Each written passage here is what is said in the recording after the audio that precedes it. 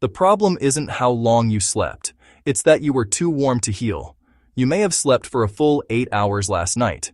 You may have even tracked it on a wearable device that confirmed the duration. Yet, you wake up feeling tired, foggy, and unrefreshed. The problem may not be how long you slept, but rather the conditions under which you slept. The human body is not static. It runs on predictable 24-hour cycles called circadian rhythms. One key rhythm is core body temperature.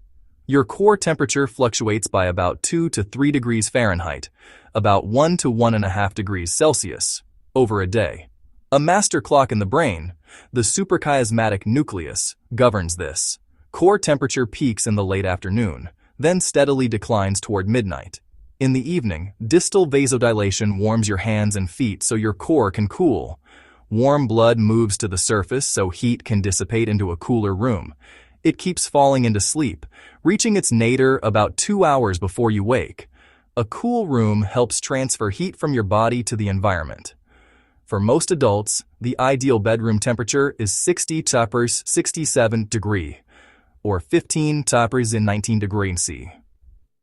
A warm room fights this process, slowing or preventing the core temperature drop.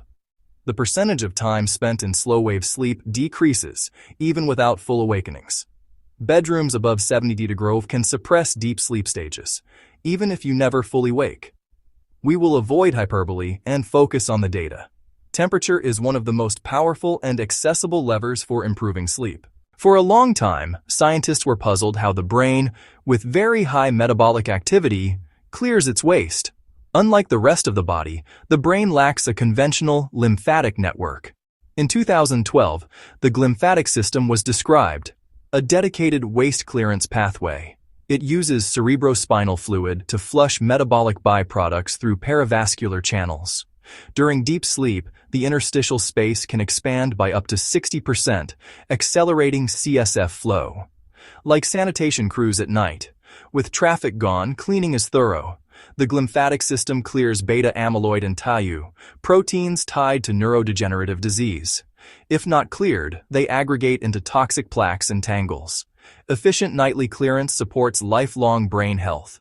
One night of poor sleep measurably increases beta-amyloid in the human brain.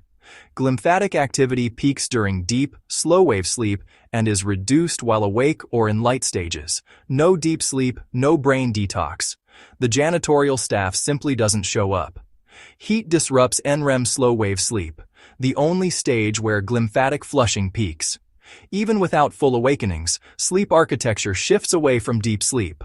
A warm room indirectly impairs glymphatic function by suppressing slow waves. Disturbance repeated over weeks, months, and years allows neurotoxic byproducts to accumulate. This is not alarmist. It is a clear description of the biological stakes. Control temperature, protect deep sleep, and you protect brain maintenance. So that's where temperature really matters. Next, cellular self-cleaning. Autophagy is the body's cellular recycling system, a lysosomal degradation pathway. The term comes from Greek for self-eating. Cells identify, sequester, and break down damaged proteins and organelles. The products are reused to build new structures or to generate energy. It's fundamental quality control and resilience. Autophagy is regulated by nutrient status and circadian rhythms. Sleep and autophagy interact to maintain cellular health. Research confirms that sleep and autophagy work in complementary ways. Heat stress can inhibit optimal autophagy signaling. When your body must cool itself, resources are diverted from cellular repair.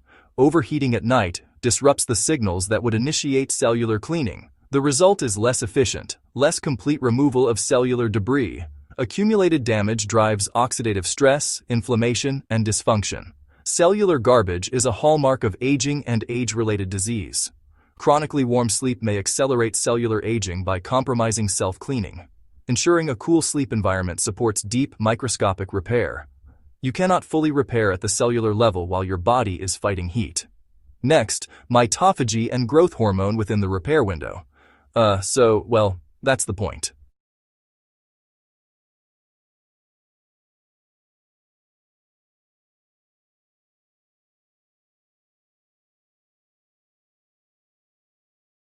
Within autophagy is mitophagy, selective removal of damaged mitochondria. Mitochondria generate ATP, fueling every biological process. Energy production creates reactive oxygen species that can damage mitochondria.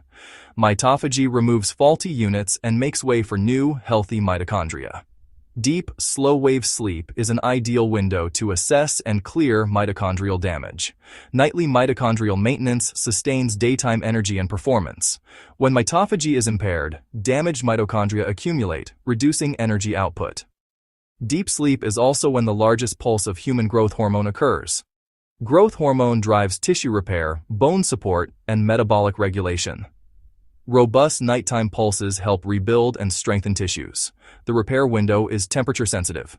Below 60 degrees, too cold, cardiovascular strain. 60 = 7 degrees, optimal. Above 70 degrees, reduced slow-wave sleep and GH pulses. Above 77 degrees, 5 to 10% efficiency drop. A warm environment shortens or eliminates this nightly repair. Reduced slow-wave sleep means reduced GH and narrowed mitophagy. The result? A double blow to recovery systems. Lower the temperature, widen the repair window. It's that straightforward. Next, a practical, evidence-based protocol.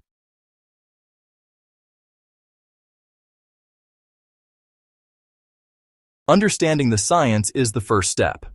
The next is to apply it. The following are 7 practical, evidence-based steps to optimize sleep temperature and support deep, restorative sleep. First, set your thermostat. Aim for 60 or 67 degrees Celsius, or 15 to 19 degrees C, starting at 65 degrees Celsius, 18 degrees C. Adjust by 1 to 2 degrees to find your sweet spot in this range. This is the most powerful lever for your thermal environment. Second, choose breathable bedding. Heavy synthetics and dense memory foam trap heat. Avoid them. Opt for cotton, linen, or bamboo to let air circulate and moisture evaporate. Use lighter duvets or layered blankets to adjust easily. Third, take a warm bath or shower 1 to 2 hours before bed. The warm water causes peripheral vasodilation. Afterward, you radiate heat more efficiently, accelerating the core temperature drop. Fourth, utilize targeted cooling like water circulating or gel-infused toppers. Cooling pillows help, as cooling the head supports slow-wave sleep. Even a simple fan can make a significant difference. Fifth, block out daytime heat. Keep blinds closed. Blackout curtains add a thermal barrier. This makes evening cooling easier and more efficient. Sixth, time intense exercise earlier. Core temperature can stay elevated for hours. Finish vigorous workouts at least 3 hours before bedtime. Gentle evening activity is fine and can help. Seventh, mind your blankets. Cool room plus a thin cover beats a warm room with heavy covers. A cool room lets your core drop. The blanket prevents uncomfortably cold skin. Heavy covers in a warm room trap heat and disrupt sleep architecture. We began with a simple observation. You can sleep for 8 hours and still wake exhausted. The problem is often not duration, but quality, and temperature drives that quality. Deep, slow-wave sleep is governed by a non-negotiable drop in core body temperature. A warm, sleeping environment works against this, robbing you of nightly repair.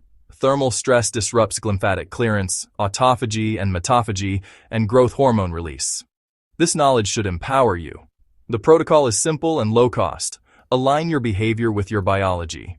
Lower the temperature a few degrees to unlock deep sleep. The most powerful recovery tool you have may cost little more than a thermostat adjustment. Your glymphatic system, your autophagy pathways, your growth hormone, your mitochondria, all of them are waiting for one signal: a cooler night.